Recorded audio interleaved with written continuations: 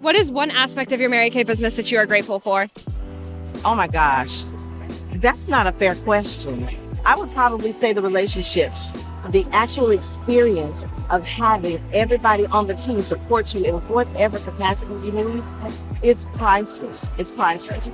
Skincare. I feel like it has given me so much confidence in my natural beauty, even without makeup, just being able to have the really nice skin, as well as knowing that it's gonna look really good later down the line. Son varias cosas igual, pero el tiempo con mis hijas. As a mom, I have a 5 and a 3-year-old, just weaving it into my life and their schedules, the flexibility is amazing. Me encanta esa osadía que ha puesto en mí de no solamente soñar, sino de trabajar para lograr las cosas. We're actually working with our clients, especially one-on-one.